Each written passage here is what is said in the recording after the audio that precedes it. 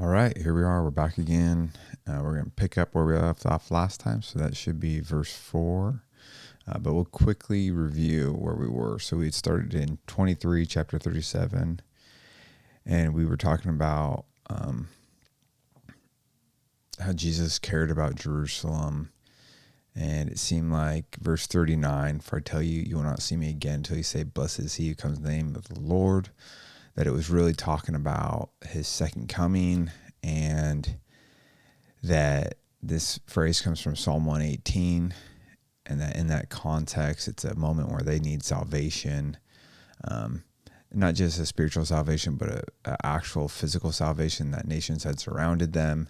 And that's the phrase that he says. So it could imply that when Israel says this, at his second coming, they'll be surrounded by nations, and Jesus will save them as a conqueror, and then they will cry out, blessed is he who comes in the name of the Lord.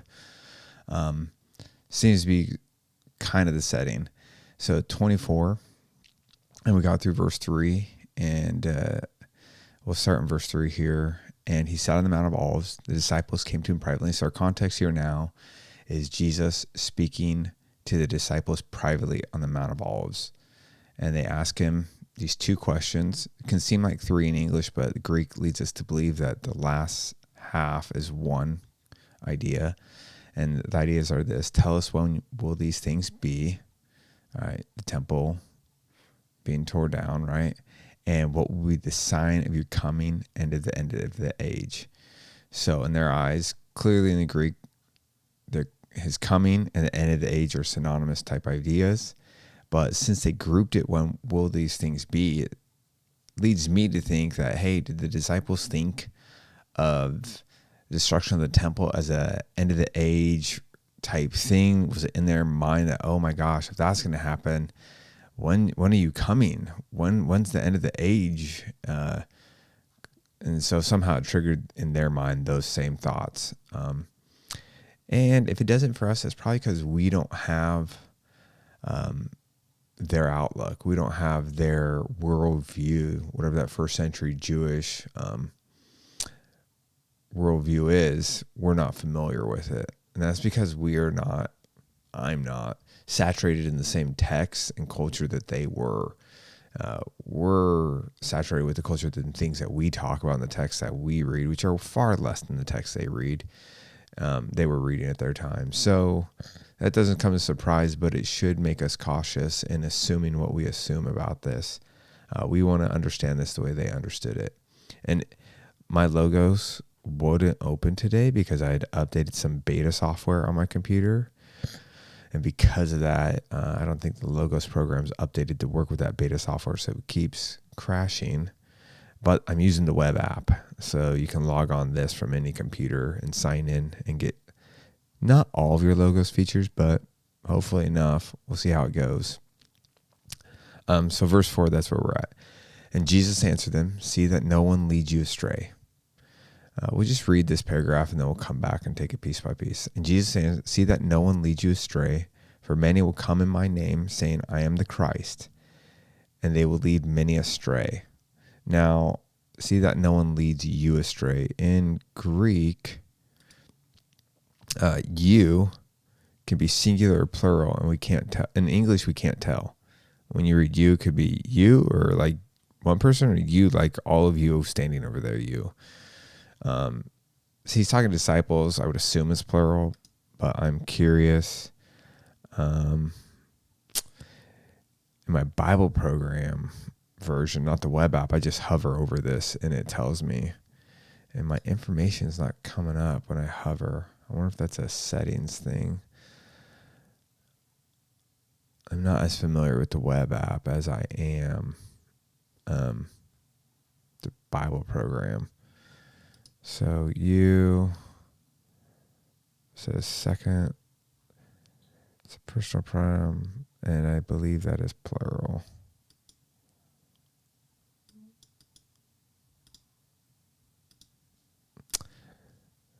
Oh yeah, let's see. I'm going to look at my Greek really quick. See that no one leads. And Jesus said and answered them.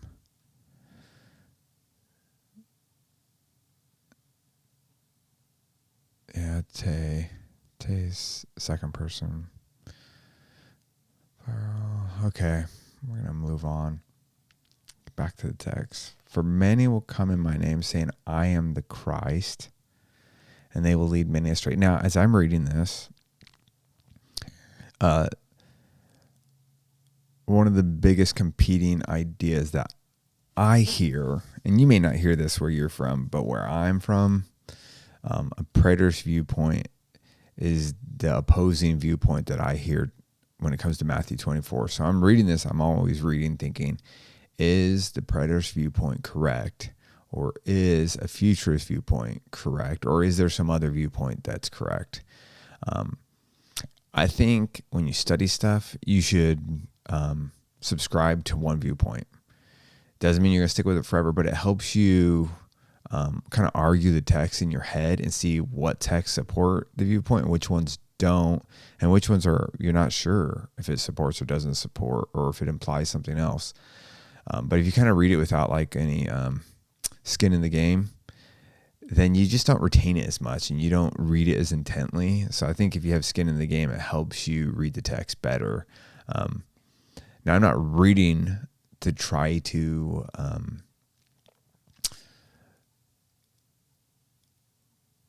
completely unbiasedly support my opinion. Obviously, over the years, I've grown more confident in my viewpoint as it's held up under scrutiny. But I'm still willing to change if I see a compelling argument. So we got to read it like that. So, but when I'm reading this, I'm thinking, does this fit 70 AD? Because that's the preterist viewpoint where they say, hey, all of Matthew 24 was fulfilled in 70 AD. And it's really not 70 AD because the war starts in 66 and it goes to 73 AD when Masada falls. So, but people just generally say 70 AD to Jerusalem war or whatever. And all of Matthew 24, the preterists see as fulfilled in that time period. Now, there's a partial preterist, and they do weird stuff. They don't even commit to their hermeneutic all the way, because they'll say, not all of Matthew 24, this little part isn't. But some preterists say, no, all of 24. So whatever, I don't even know what all the preterists think. But my point is I read this and I think, does this make sense exclusively during that time period, 67, 66 to 73 AD? Or are there things that make us think, well, you know, that was close, but it's not close enough? Like maybe that was a foreshadowing event, just like maybe the Holocaust in World War II is a foreshadowing event, but it doesn't fulfill it. So that's how I'm reading this, and I'm thinking, what makes most sense? What did Jesus intend? How would the disciples have understood this? Those are the thoughts I'm trying to process as I read this. So let's start in verse 4 again. And Jesus answered them, see that no one leads you astray. So Jesus implies that there's going to be people that come and try to lead them astray. His disciples, the apostles. For many will come in my name saying, I am the Christ. So that'd be a question we'd have to ask. Were there a lot of people saying, I am the Christ, right? Up to that point. And they will lead many astray. And you will hear of wars and rumors of wars. See that you are not alarmed, for this must take place. So there's going to be wars, hear of wars, and rumors of wars. So the question I would ask, if 70 AD is true, were there plural wars and plural rumors of wars before 66 AD? See that you are not alarmed, for this must take place. It's got to happen. But the end is not yet. So end, and we looked at end of the age last time, clearly refers in Matthew to the time when the harvest happens, the angels come and they reap the righteous and the wicked, and they're either rewarded for good or punished for bad, right? See that you're not alarmed, for this must take place, but the end is not yet. So after the wars and the rumors of wars, that isn't the end. There's still more to come. So even if, and I don't know of a lot of wars that happened between, we're just roughing the date for Jesus' death, right? 33 AD, whatever it is. I don't know of how many wars were going on you would think he's talking about Jerusalem here, right? In Jerusalem till then. I don't know of anybody. The only one I ever hear people mention is the one from 66 to 73 AD. Verse 7, for nation will rise against nation. So nation against nation, right? So the word's ethnos. So Gentile kingdoms against other Gentile kingdoms, kingdom against kingdom. So this sounds like big world event stuff, not just Jerusalem centric. And there will be famines and earthquakes in various places. He just talked about nations and kingdoms, because I'm thinking, where are these famines and earthquakes? Doesn't specify, but it could be Israel, could be nations, right? That's a lot of stuff to be happening in those 40-ish years from 33 to 66 AD. And they have to be on a big enough scale that they are what will be a sign. They got to be big enough to be a sign to those disciples that they see and say, oh man, this is it. This is the moment. And Jesus says, verse 8, all these are but the beginning of the birth pangs. So these are just the beginning of the birth pangs and the beginning of pregnancy, right? This whole thing is likened to the birth of a child. And what comes at the birth of a child, right? That's the big one. The baby. What is the baby in this picture, right? In this metaphor? The baby is the new age, the age when Christ rules the planet, right? And he has come. And he rules, and it's his kingdom on the literal earth. And it's a new creation. He restores all things, right? Verse 9. That makes me think all these things are about the beginning of the birth pangs. Like if 70 AD is like the end of the birth process and something is born, what is born? Nothing is born at the end of 73 AD when Masada falls. Nothing. Like there's no baby from Jesus, no what he wants to bring forth. It's not the restored creation, right? His kingdom isn't established on the earth. And that's the question they ask. Look, let's pull up. I always need a second Bible up. ESV. I like the ESV. Oh my goodness, it won't give me a double tab. Duplicate. There we go. Where's this? An Acts?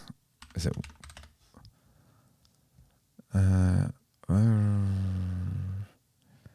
Okay, here it is. It's in 1:6. I was off by a couple verses. So Jesus has been with them, right,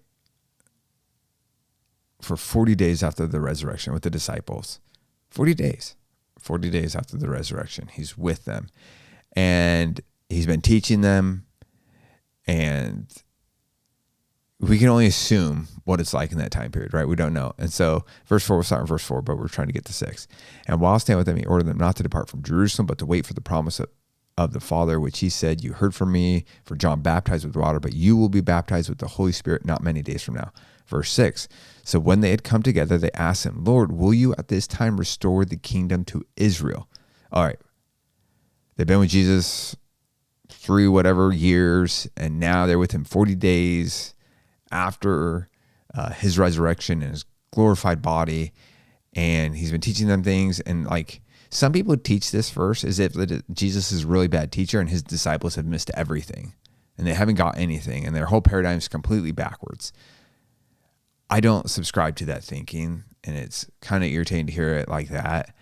I think Jesus is a better teacher than that, and I think they grasp some things. And let's listen carefully to this again. So when they had come together, they asked him, the disciples asked, Lord, will you at this time restore the kingdom to Israel? Had they really missed it so bad in all of Jesus' teaching that they were still thinking completely wrong? Or maybe our paradigm can't understand it, but this is the correct paradigm, that they actually got it right. And they say, Jesus, we know basically you're going to restore the kingdom to Israel at some point. Are you going to do it now? Will you at this time? Because I mean, they're with Jesus resurrected from the dead. They know Daniel 12 and the resurrection. They're like, whoa, man, this thing must be going down in their head. We're about to see the restored heavens and earth, the restoration of all things. So they ask, are you going to do it now, Jesus? Because they've got a little bit enough clue to be like, man, I've assumed a lot of timing things before wrong, and I've got it wrong. So I'm going to ask Jesus on this one. And he says to them, he doesn't say, what? I'm not restoring the kingdom of Israel. You guys are crazy. I'm starting a new church thing. You guys are over. Get out of my way. No, instead he said to them, it is not for you to know the times or the season. So he doesn't say, I'm not going to restore the kingdom to Israel. He says, the time isn't for you to know. You need to just trust me. You need to do what I've called you to do. Go spread the gospel. Tell people about me. Tell them about my kingdom. Take that gospel to the earth. But the timing for when I'm going to restore the kingdom isn't for you to know, right? But he goes on. So I just want to bring that up because it's pretty important for a paradigm here. So then verse 9, we're back here in Matthew 24, verse 9. Then they will deliver you up to tribulation and put you to death. Now remember, as we're just doing Bible study walkthrough with Will right now. So things that might be triggering for you may not be triggering for me. And I'm sorry that if I don't look them up and search them out like you would like. But I'm going to search out the things that trigger for my brain. Then they will deliver you up to tribulation. Now, when he says they will deliver you up, obviously he's speaking immediately to the disciples, but Jesus knows that this is going to get written down for disciples for all of the future, right? And so does Matthew. When Matthew writes this down, he knows, hey, I'm writing this to a broader audience besides the 12, right? I'm going to write this down so that more people have this paradigm and this expectation than just the disciples. So we want to read it and hear what the immediate context was to those who first heard these things, but we also want to think, why is Matthew including this? Jesus knew this was going to expand to believers throughout all time, right? And we want to read it with that in mind also. Then they will deliver you up to tribulation. So we're beginning of birth pangs. Still, Jesus hasn't come. Not the end of the age yet. When these things will be. Then they will deliver you up to tribulation and put you to death. So some are going to die, and you will be hated by all nations. Right? Verse 9. I'm quickly skimming the Greek for that word. So it is ethnos, for my name's sake. Verse 10, and then many will fall away and betray one another and hate one another. Now, let's see. That's verse 10. Let's see if this passage guide can give us cross-references. It does not give me the cross-reference I was looking for. So, back to 10. And then many will fall away and betray one another and hate one another. Let's go to, it's either in First Thess or Second Thess. I don't remember. Labor and toil, but sorry, I'm going to skim this and find it. There's a verse I'm looking for.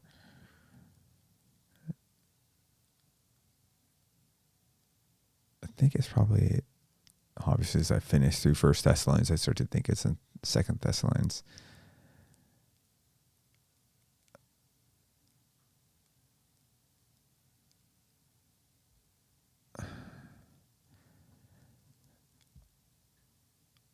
Okay, this is what I was looking for. Now, concerning the coming of our Lord Jesus Christ, right? It sounds like the question they ask, what is the sign of your coming? And then Paul's going to give us some ideas about that. Concerning the coming of our Lord Jesus and our being gathered together to him, we ask you, brothers, not to be quickly shaken in mind or alarmed, either by a spirit or a spoken word or a letter seeming to be from us, to the effect that the day of the Lord has come.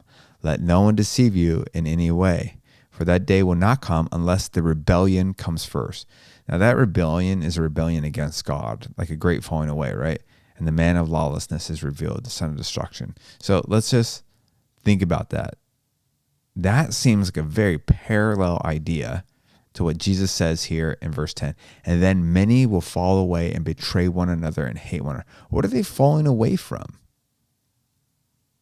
Right? Let's look at a couple commentaries here, see if we can get something We're going to update it so it takes us straight to the verse we want to see. Let's do our exegetical summary really quick so we can see quickly how different people would take this. 10, and many will fall away. These are just dealing with the words and the forms at first, right?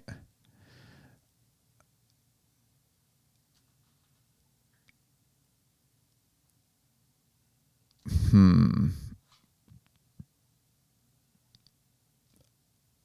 just reading. This isn't quite the question we want. What relationship is indicated by then in verse 9 and then in verse 10?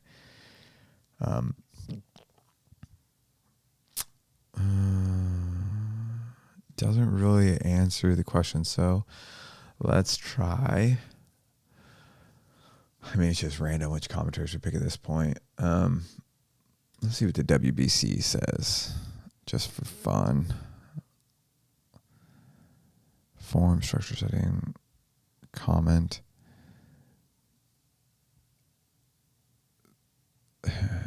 You'll be hated together with the words. Gentiles is found in 1022. So the identical paraphrastic construction, esthethe, mistu many, you will be hated, in verse 10, together with the following words in verbatim agreement, except for the lack of tone ethnon, the Gentiles, is found in 1022a. Here, tone ethno, the Gentiles, can be included since the Gentile mission is announced with all clarity in verse 14. The reference to experience of persecution from all the Gentiles here stands in poignant relationship to the same phrase, verse 14. For it is just all the Gentiles to whom the disciples are sent for a witness, dia to onomamu, because of my name, means because of the disciples' identification with Jesus, but there will also be disloyalty here. This sounds like what we're looking for. And treachery among those who are Jesus' disciples. Scandala, this is a long Greek word. Scandalisthonte, poloi. Many will fall away. For same verbs were used, for the same verb form used similarly. See Daniel 11:40. Daniel 11:41 in the Septuagint. Is it the reason sometimes if you try to look up Daniel 11:41 in your English Bible, the chapter and verse might be wrong? It's because Septuagint has, sometimes the chapters are off. I don't understand fully how that works. I just know whenever I'm looking sometimes Septuagint, I got to be careful because this chapters don't all align.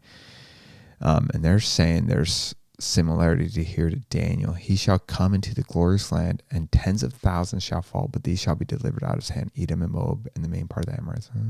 We'd have to do further study to understand that reference. Undoubtedly, because of the pressure of the persecution referred to in verse 9, it will be a time of testing, but not all the disciples will survive it. The repeated reciprocal allelus one another thus refers to betrayal. They will betray, and hostility they will hate within the ranks of the followers of Jesus. So he kind of goes with the common understanding. I just want to look because I know some people have objected saying it's not people who were following Jesus falling away. It means something else. But the Word Biblical Commentary series is going with it. It's talking about people who are following Jesus, that they fall away from following Jesus. And in fact, they betray other believers and hate one another. What's interesting is that we don't necessarily know of this wholesale before 67, 66 AD. In fact, I had this up on my Bible program on my computer versus the web app. A quote from Eusebius that talks about before the war started in Jerusalem for the 70 AD period time, that there was a prophecy that had been given, and the Christians all left. They all left Jerusalem. They weren't even around for this whole thing in 70 AD. They all left and went to Pella. So obviously there's believers in other cities. Paul has established churches in other parts of the world, right? So this whole idea that 70 AD is a big deal for believers and stuff like that, and those who, when I say believers, I just mean those who follow Jesus, right? Because Jesus is talking to those who follow him. He's giving them signs of his coming, those who are waiting for him to come back. It doesn't make sense that he's giving this to people who don't follow him. right? So if we're just talking about a whole bunch of Jewish people who aren't following Jesus in Jerusalem before 70 AD, none of this is relevant to them. They're not following this passage. They're not looking for these signs. They're not there for this. And all the Christians had left that region by that time. So who's this for in 70 AD? So they left ahead of time. They got a prophecy and left. Back to the text. Where were we? Verse 10. And then many will fall away and betray one another and hate one another. And so this is similar to Matthew 10, which I actually have another video on. I don't think I titled it Matthew 10. What is it titled? I think something about some verse being misunderstood. It's got pink border on it. And many false prophets will arise and lead many astray. So we got false prophets arising and leading many astray. Many astray from what? Astray from following Jesus. Right? That's what it means. It's got to mean. The only other thought I could think it could mean, so in 70 AD, right, there was many factions of Jews. They weren't all in agreement and all loving each other. They were killing each other inside the city when it was surrounded by Romans, right? They were still fighting each other. So they got the Romans on the outside of the city attacking them. They're fighting them. But then within there's factions and they're killing each other. And I forget if Josephus says more were killed by their own brothers than by the Romans. I don't remember. But if I was thinking along those lines, I would ask the question, could there be leading many astray? Could there have been false prophets that led them astray inside the city to fight each other? I don't know. It seems better to fit thinking that the way we think of false prophets arising and leading many astray from Jesus. I mean, you're already astray if you're not following Jesus. Leading many astray from what? From being astray already? It doesn't seem to fit in my head when I think through that. All right, verse 12. And because lawlessness will be increased. So lawlessness, that brings up a whole nother issue of following the law. So think of keeping the law as you would as a Jew. There's going to be more not following the law.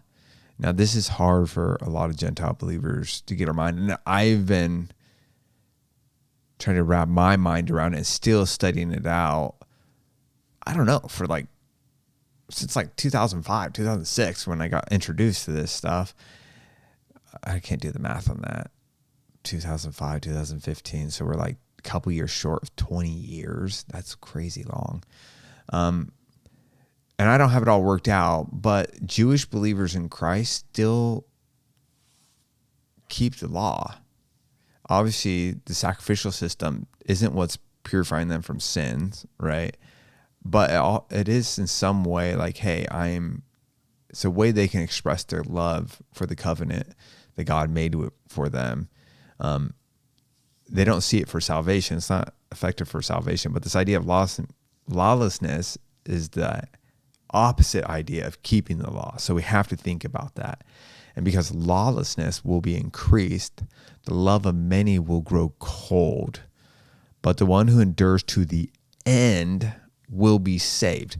Now that's a verse that does not make sense in 70 AD for me.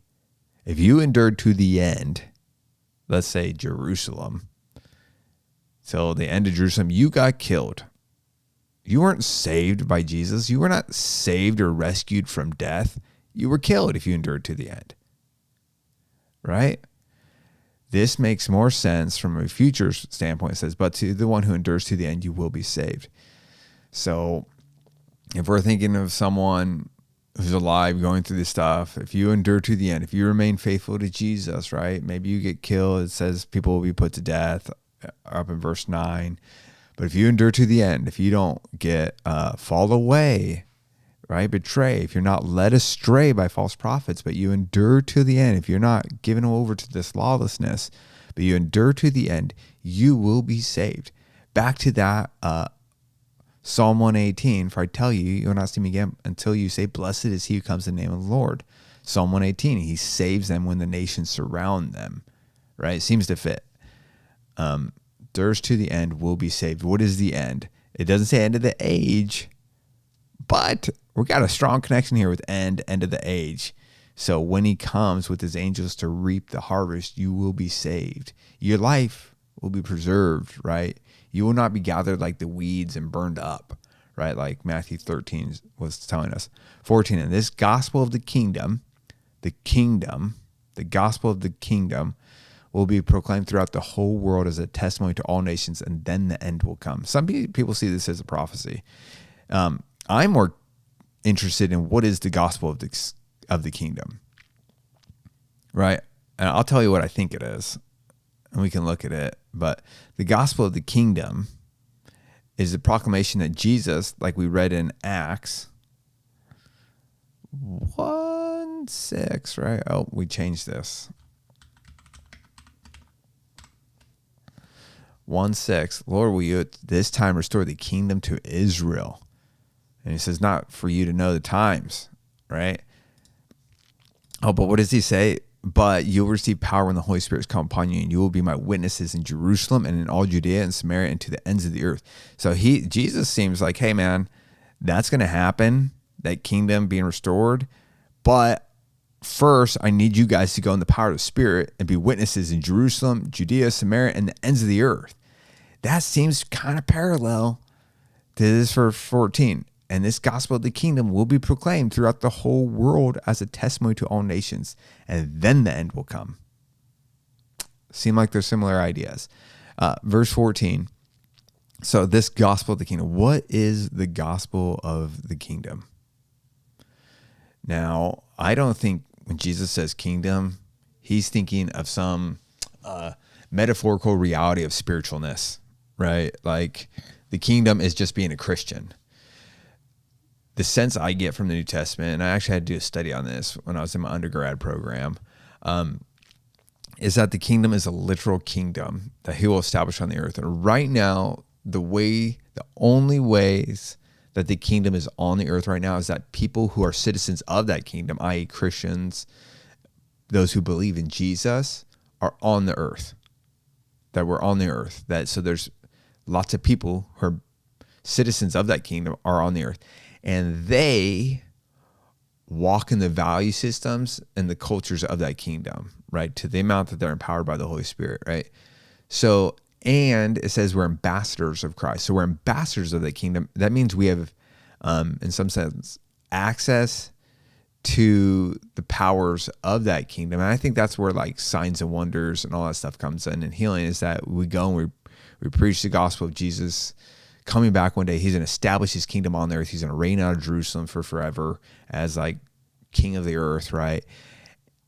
And then he enables us to perform signs and demonstrations of power of that kingdom. So he said, hey man, he's the king of the earth and he has power over death. And let me pray for your body, and your body gets healed. And we're like, whoa, he does have power over sickness and disease. Wow, I really want to be a part of that kingdom. I want to be able to enter that kingdom one day. I'm going to, I want to be his disciple too. And so we become ambassadors, creating more citizens of that kingdom in this age. But his kingdom is not set up on the earth right now, right? There's other verses. We're going to get a whole bunch of ESVs open here. What is it? There's Hebrews 2. I forget what it says.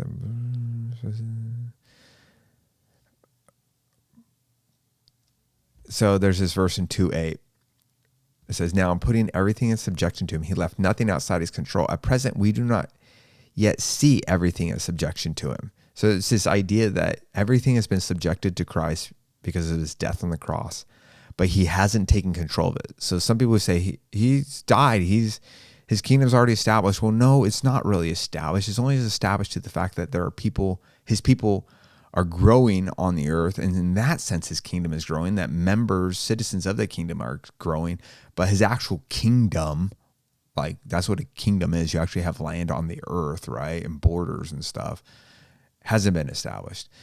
Hebrews 9, I'm going to go for the exact verse. We'll see how well I can do that.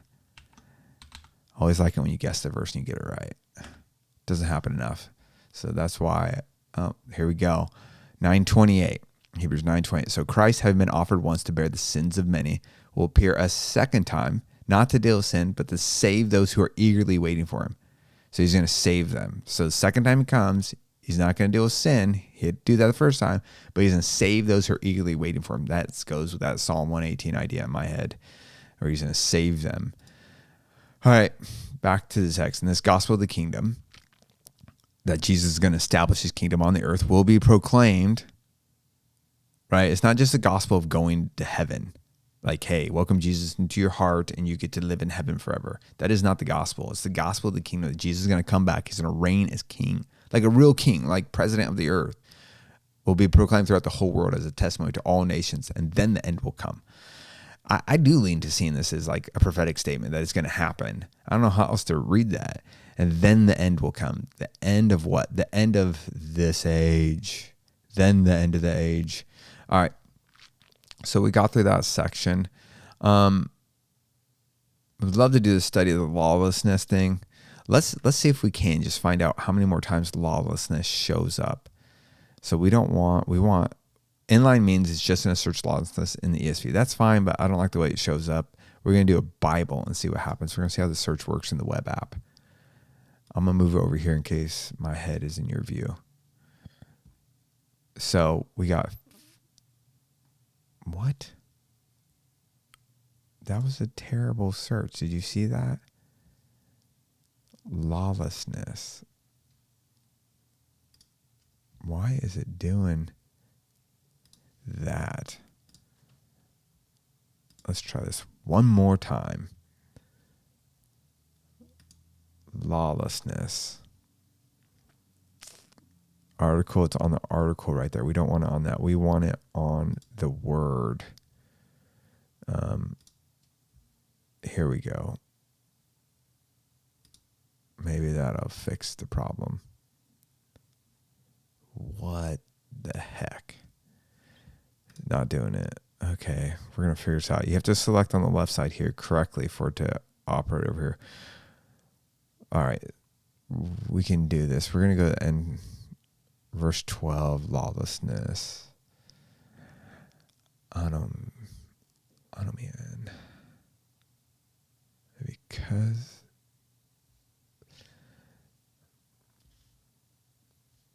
see, this is why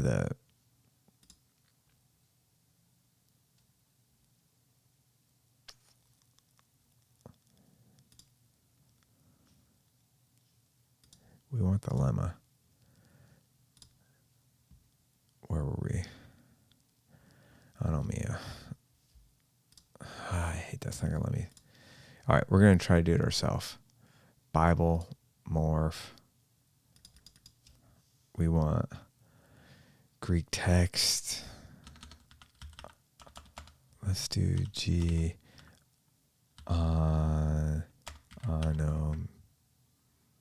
Mia, there it was.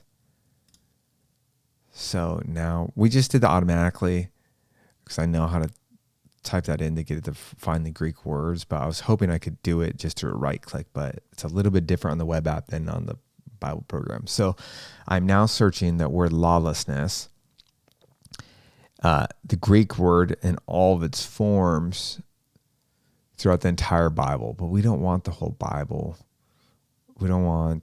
We just want to do the New Testament for now. Well, let us do that.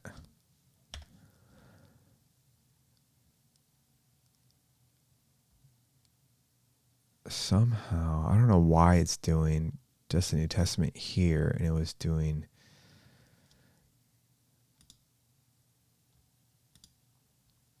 usually you can select what portion of the Bible you want in the Bible program, but here it's just doing this. So let's just quickly read through some of these. And then will I declare to them, I never knew you. Depart from me, you workers of lawlessness. That's in the Sermon on the Mount. So that's a concern. Then the Son of Man will send his angels, and they will gather out of his kingdom all causes of sin and all lawbreakers. Same word here, even though we're getting different English rendering. So you also outwardly appear righteous, but within you are full of hypocrisy and lawlessness. So he's telling that to the Pharisees because this is the woe section. And because lawlessness will be increased, the love of many will go cold. Blessed are those whose lawless deeds are forgiven and whose sins are covered. Romans 6:1. I am speaking in human terms because of our natural limitations. For just as you once presented your members as slaves to impurity and to lawlessness, leading to more lawlessness, so now present your members to slaves to righteousness, leading to sanctification. 2 Corinthians 6:14. Do not be unequally yoked with unbelievers, for what partnership has righteousness with lawlessness? Now, lawlessness was associated with Gentiles, right? Or what fellowship has light with darkness? 2 Thessalonians 2:3. Let no one deceive you in any way, for that day will not come unless the rebellion comes first and the man of lawlessness. That's an interesting connection, that he's the man who opposes the law in a sense. He doesn't like it, is revealed the son of destruction. 2 Thessalonians 2:7. For the mystery of lawlessness is already at work. Only he who now restrains it will do so until he's out of the way. Titus 2:14. Who gave himself up for us to redeem us from all lawlessness, and to purify for himself a people for his own possession who are zealous for good works. Hebrews 1:9. You have loved righteousness and hated wickedness. It's actually hated lawlessness. That's a crazy one, because the word anomia here, negates it, but it's just nomos, which means law. And means no law. And so it means no law, or lawlessness. But they changed wickedness. You would not pick up that sense in English if you read the word wickedness. You would not think lawlessness is in connection with the covenant, right? Therefore, God, your God, has anointed you with the oil of gladness beyond your companions. Hebrews 10:17. Then he adds, I remember their sins and their lawless deeds no more. Now think of Hebrews. Hebrews is written to Hebrews, right? People who would be keeping the law. And in fact, in Hebrews, a major part of that book is they're tired of being persecuted for following Jesus. So they just want to go back to, like, if you will, full Judaism without Jesus. They didn't want to do Judaism with Jesus anymore because it was bringing persecution their way. But they don't lose that idea of lawlessness there. 1 John 3:4. Everyone who makes a practice of sinning also practices lawlessness. Sin is lawlessness. Okay. Back to our text. Now let's undo this craziness that we did. And because of lawlessness, now it's highlighted here because I've done a search for it. Until I get rid of that search, lawlessness is going to be shown up here. We're going to leave it. But the one who endures to the end will be saved. And this gospel of the kingdom will be proclaimed throughout the whole earth as a testimony to all nations, and then the end will come. So we could probably list off some of the signs that Jesus gives here, right? Rumors of wars, that's got to happen. Now, all these things got to happen, right? Many will come in his name saying, I am the Christ. Many will fall away. Many will be led astray. Not the end, though. Nations rising against nation, kingdom against kingdom. There will be famines and earthquakes in various places. Those are all but beginning birth pangs. They will deliver you up to tribulation, put you to death. You will be hated by all nations for my name's sake, and then many will fall away and betray one another and hate one another. This then is important. That's what that, I believe, is exegetical summary was talking about. How do we understand the thens? Because it feels like a progression. All this stuff's going to happen. Then after that time period, this stuff will happen also. It's important. So we need to think about that. I think for now, we'll leave it at that. We'll make this the end of this video, and we'll pick up with 15. And maybe in the time that we're away, we'll be thinking about this, and maybe I will do some other studies in that time, or we'll just pick up here, and we might just come back to this as we go on. We're trying to building the foundation as we understand Matthew 24 and 25. We got to get familiar with it and get it all in our head, so we can start asking questions like, oh, as we get farther in Matthew 24, oh my gosh, that's the same idea that was earlier said in Matthew 24. So as we go, we might bounce back and forth, but we're just trying to take this all in, hear what's being said, think about it, leave some options open, so we can hear what's being said. All right, till next time, guys. We'll see you.